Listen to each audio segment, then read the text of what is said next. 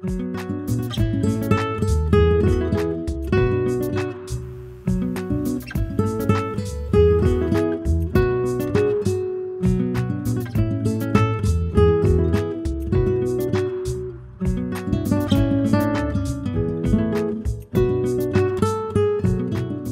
a mí lo que me parece clave es Jerez de la Frontera, Cádiz. A mí me parece que lo que allí tuvo lugar ha dado como consecuencia mucha de su literatura, sobre todo de su enfrentamiento con algo que es nuclear en la novela de Carlos, que es el sexo, ¿no?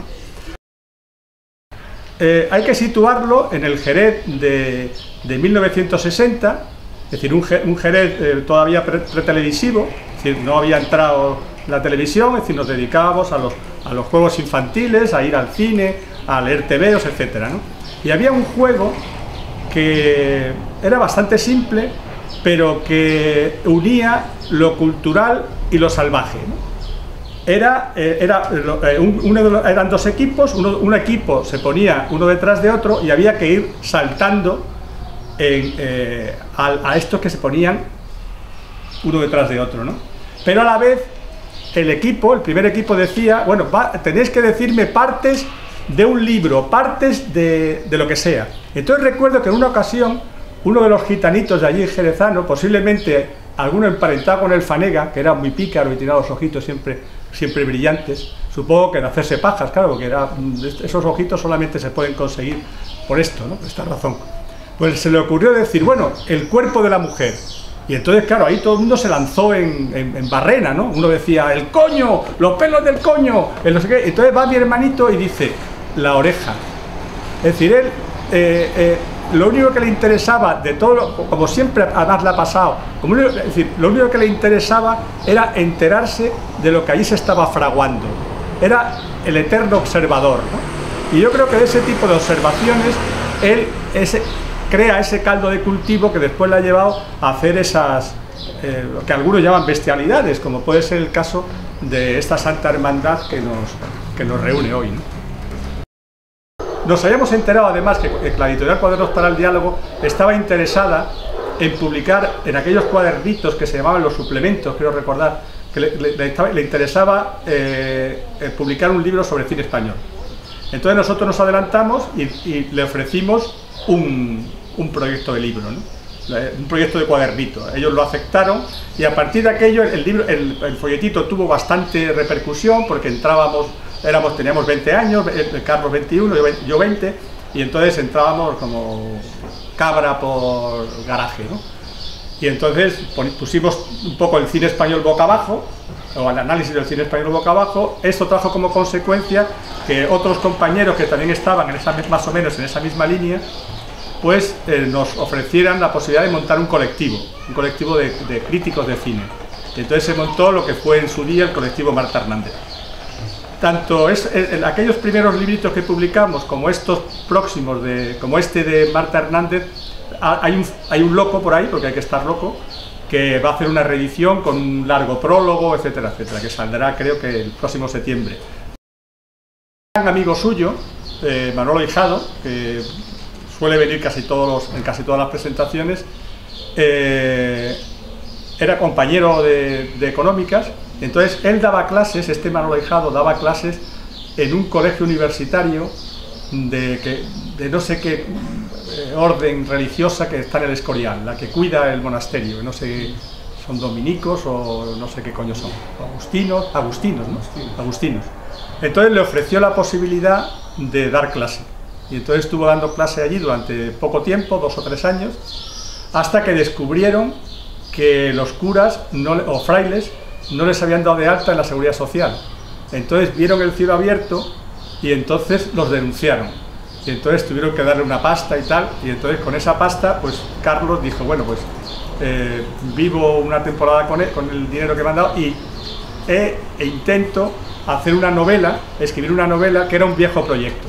Es decir, que los culpables un poco de que Carlos se lanzara al mundo de la novela fueron los agustinos, franciscanos cuerpo o orden que sea esta del Escorial. Él, en realidad, lo que él siempre quiso ser fue cineasta. Es decir, él desde muy pequeño, desde muy joven, desde casi recién llegado a Madrid, él lo que quiere es hacer cine. Él, cuando acaba preuniversitario, él intenta ingresar en la escuela de cine. Lo que pasa que para ingresar en la escuela de cine, bueno, aparte que mi padre monta en cola y dice, oye, al cine, pero tú estás loco, ¿cómo te vas a dedicar? Si estos son todos pobres y maricones, ni de coña te dedicas a esto del cine. Y de todas formas tampoco podía ingresar en la escuela de cine porque me parece que para el ingreso estaba en 21 años y el Preus acababa, creo que con 17 o con 18 años, acababa con... Pero él ya empieza a escribir guiones. Hay una serie de guiones de los cuales todavía, en esa absurda colección Carlos Pérez Merinero en la que me embarqué hace años, todavía no se ha publicado ninguno, pero durante esos años, los años 70, yo creo que incluso algunos antes de acabar en la facultad, ya escribió algunos guiones. Incluso uno de ellos, que creo recordar que se llama Juegos de Niños, estuvo a punto le interesó a un director de cine, Larraz, puede ser, Alfredito, tú me tienes mejor memoria, Larraz, ¿no? Le interesó a Larraz, era una historia enloquecida, como todas las de Carlos, eran niños de 14 años que embaucan a un cartero, poniéndole el señuelo de una niña de 14 o 15 años para sacarle los dineros, para un disparate. Pero claro, Larraz, que era un poco, le iba mucho ese cine en el límite, pues claro, le interesó. Lo que pasa que, claro, como tantas otras cosas. Y claro, él en los últimos años de su vida tiene un gran problema, que es publicar. Tú, Manolo, lo sabes mejor que nadie, porque creo que de las 4 últimas me parece que tú le publicaste 3. Es decir, para él era imposible, porque él seguía el método que había seguido desde un principio, que era acababa la novela o lo que fuera y se lo mandaba a un editor. Pero ya los tiempos no funcionaban así. Es decir, ahora ya había que tener agente, había que plantearse el mundo de la escritura de otra manera. Entonces él se vuelca prácticamente el 100% de su tiempo en la escritura de lo que fuera. Él ya era muy consciente de que ya no iba a publicar más. Yo creo que él era consciente, ni iba a publicar más, ni los guiones que él escribía iban a materializarse en el cine. De hecho, próximamente se va a publicar un guión que hizo con Jon Arreche, que ha prologado Manolo Blanco Chivite, que a mí me parece una maravilla la escritura. Es decir, que es un guión que no se hará, supongo que no se hará nunca, pero que está muy bien escrito, además está escrito para ser leído. Es decir, y yo creo que y la mayoría de las cosas que hizo Carlos en los últimos 6, 7 años de su vida yo creo que las hizo para él, ¿no? Ni siquiera para él, ¿no? Simplemente porque no sabía hacer otra cosa. Es decir, el problema de Carlos es que no sabía hacer otra cosa. Él siempre escribió a mano, siempre. En la primera época, la segunda época, siempre escribió a mano. Y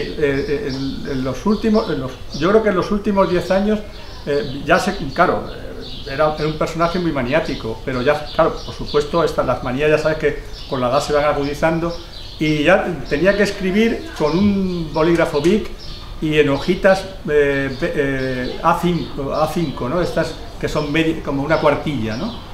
Por una sola cara. Es decir, que cogía todo lo que le llegaba de propaganda que tuviera una cara en blanco, lo cortaba a ese tamaño y ya lo tenía, ¿no? Y de hecho algunos originales se conservan, ¿no? Hay un original que yo ando ahora, ya creo que lo tengo casi acabado, que son un diario y que llama la Suerte Esquiva, que son como 400 páginas, todas escritas a bolígrafo, en esas hojitas pequeñitas, además con letra muy pequeña, muy pequeña. Bueno, algunos de los cuentos que se publicaron también por El Garaje, los cuentos completos, algunos estaban así, los tuvimos que descifrar. Hombre, la verdad es que eso es una cosa afortunada, ¿no? Es decir, que yo creo que, yo me alegro mucho que la editorial El Garaje haya tomado esa iniciativa, ¿no? Porque yo veo muy difícil que la obra de Carlos se recupere, ¿no? Lo veo muy difícil. Yo no sé si entramos ahora en explicar las razones o no entramos, y la verdad es que El Garaje ha hecho un gran esfuerzo, porque sacar un libro de cuentos ya es complicado, un libro de cuentos de más de 300 páginas, es muy complicado, y 450, pues aún más complicado todavía. Es decir, es algo como iniciativa editorial digna de un enloquecido, pero bueno, Carlos necesita enloquecidos, porque si no es por enloquecidos que nos vayamos encontrando por el camino, veo difícil que la obra de Carlos se recupere. Otra cosa es lo de la Santa Hermandad. La Santa Hermandad, la verdad es que yo tuve muchas dudas cuando me la encontré. Yo la recordaba porque casi hasta el final de Carlos, yo era uno de los que leías recién acabada, siempre me lo daba a mí para que lo leyera.